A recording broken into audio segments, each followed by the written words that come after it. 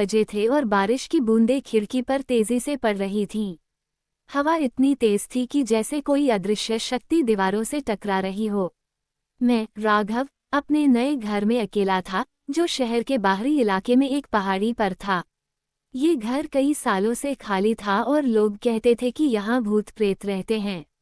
मैंने इन बातों पर कभी यकीन नहीं किया था।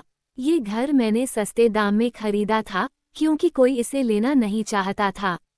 घर के अंदर घुसते ही एक अजीब सी ठंडक महसूस होती थी, जो बाहर के मौसम से बिल्कुल अलग थी।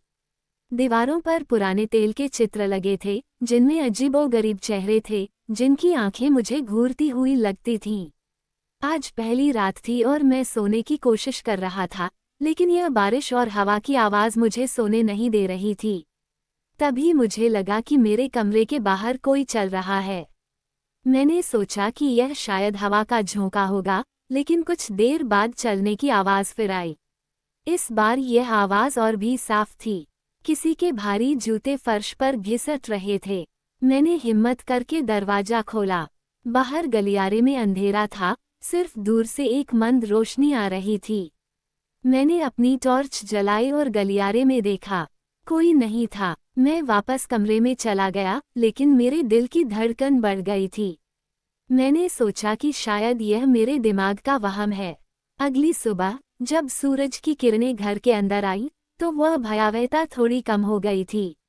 मैंने पूरे घर का मुआयना करने का फैसला किया। घर बहुत बड़ा था, उसमें कई कमरे थे। एक कमरा सबसे आखिर में था, जिसका दरवाजा बंद था। मैंने उसे खोलने की कोशिश की, लेकिन वह नहीं खुला। दरवाजे पर एक पुरानी लोहे की प्लेट लगी थी जिस पर कुछ लिखा था, लेकिन वह इतना धुंधला था कि पढ़ा नहीं जा सकता था। मैंने उस कमरे को छोड़ दिया और दूसरे कमरों में गया। एक कमरे में एक पुराना रजिस्टर मिला। उसमें हस्तलिखित डायरी थी। ये डायरी इस घर के पुराने मालिक की थी, जिसका नाम विक्रम था। डायरी में उसने लिखा था कि इस घर में एक गुप्त कमरा है, जिसमें उसने एक बहुत बड़ा रहस्य छुपाया है।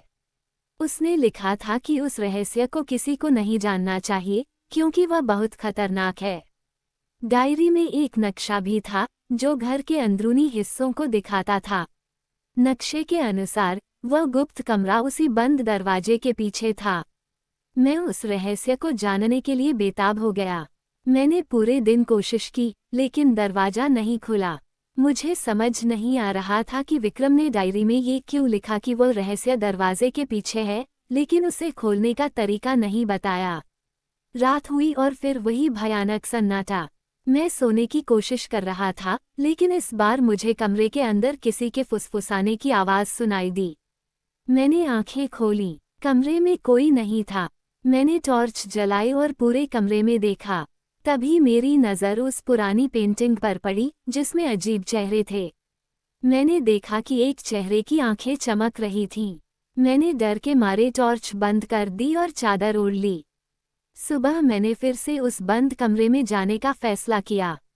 इस बार मैं हथौड़ा और अन्य औजार लेकर गया। मैंने दरवाजे को तोड़ने की कोशिश की, लेकिन वह इतना मजबूत था कि वह नहीं टूटा। मैं निराश होकर बैठ गया। तभी मेरी नज़र दीवार पर पड़ी, जहां एक जगह पर प्लास्टर टूटा हुआ था। मैंने उसे हटाया और उसके पीछे एक छोटा सा बटन देखा। मैंने बिना सोचे समझे उस बटन को दबा दिया। अचानक एक आवाज़ आई और बंद कमरे का दरवाज़ा धीरे धीरे अपने आप खुल गया। अंदर भयानक बदबू आ रही थी।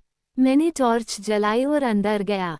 वो एक छोटा सा कमरा था, जिसमें कोई खिड़की नहीं थी। बीच में एक लकड़ी का संदूक रखा था। मैंने उसे खोला, तो अंदर एक पुरानी किताब और कुछ कागजात थे। कागजात इस घर के पुराने मालिकों के थे। वे सभी एक ही परिवार के थे और वे सभी अचानक रहस्यमय तरीके से गायब हो गए थे। आखिरी मालिक विक्रम था। किताब एक जादुई किताब थी। उसमें लिखा था कि इस घर में एक ऐसा द्वार है जो दूसरी दुनिया में खुलता है। इस द्वार को खोलने के लिए कुछ खास मंत्रों का जाप करना पड़ता है। विक्रम ने लिखा था कि उसने इस द्वार को हमेशा के लिए बंद कर दिया है, क्योंकि इससे एक भयानक आत्मा बाहर आ गई थी। मैं उस किताब को लेकर बहुत डर गया। मुझे लगा कि शायद यही रहस्य था, जिसे विक्रम ने छुपाया था। मैंने उस किताब को फाड़कर फेंकने का फैसला किया, लेकिन जब मैंने उसे हाथ लगाया तो वह मेरे हाथ से चिपक गई। मेरी आंखें घूमने लगी और मुझे लगा कि मैं अपने होश खो रहा हूँ। तभी मुझे उस कमरे में एक और दरवाज़ा दिखा। यह एक गुप्त दरवाज़ा था जो दीवार में छिपा था। मैंने उसे खोला तो उसके पीछे एक सुरंग थी जो अंधेरे में जाती थी। मेरी हिम्मत नहीं हुई कि मैं उसमें जाऊं। मैंने वापस आने का फैसला किया। जब मैं वापस कमरे में आया तो मैंने देखा कि मेरा शरीर धीरे धीरे पारदर्शी होता जा रहा था। मैं समझ गया कि वो किताब मेरे अंदर की आत्मा को सोख रही थी। मैंने किताब को फेंकने की कोशिश की, लेकिन वो मेरे शरीर से चिपक गई थी। मैंने अपने आखिरी पल में दरवाजे की तरफ देखा। तभी मुझे उस पेंटिंग में से एक आवाज़ सुनाई दी, अब तुम भी हमारे परिवार का हिस्सा हो। मैंने पलट कर देखा तो वह पेंटिंग की तस्वीरें मेरे सामने थीं और उनके चेहरे मुस्कुरा रहे थे। मैं समझ गया था कि ये सारे लोग जो गायब हुए थे, वे सब उस किताब के कारण ही दूसरी दुनिया में चले गए थे। और अब मेरी बारी थी। मैं चिल्लाना चाहता था, लेकिन मेरी आवाज़ मेरे गले में ही फंस गई। मेरा शरीर पूरी तरह से पारदर्शी हो गया और फिर धीरे धीरे हवा में घुल गया। आखिरकार मैं भी उस अजीब घर के रहस्य का एक हिस्सा बन गया था। मेरा शरीर खत्म हो गया था, लेकिन मेरी आत्मा अब भी उस घर में घूम रही थी, उन अजीब पेंटिंग की तरह जो आने वाले नए मालिक का इंतजार कर रही थी।